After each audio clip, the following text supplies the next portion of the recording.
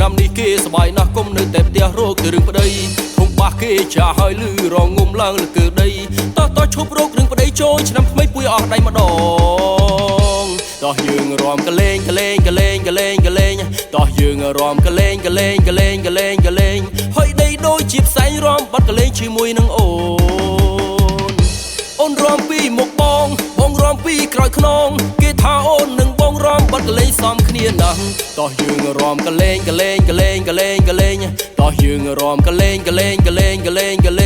ហើយដីដូចជាផ្សែងរំបាត់កលេងជាមួយនឹងអូនហើយនឹងបងរំបត់កលេងស្អំឆ្វេងឲ្យប្រុសគ្នាឈប់រោគរឿងប្តីទៅណាពុំងាយសប្បាយទាំងអស់គ្នាថ្ងៃចូលឆ្នាំថ្មីឈប់រោគរឿងប្តីទៅសុំស្រីយល់ចិត្តប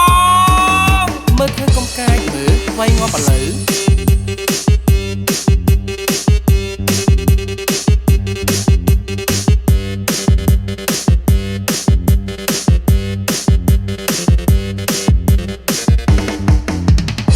តោះយើងរំកលេង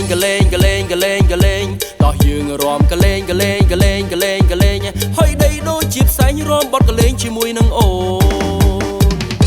តោះយើងរំកលេងតោះយើងរំកលេងហើយដីដូចជាផ្សែងរំបាត់កលេងជាមួយនឹងអូនរំពីមុខបងរំពីក្រោយខ្នងគេថាអូននឹងបងរំបាត់កលេងសំគ្នាណាស់តោះយើងរំកលេង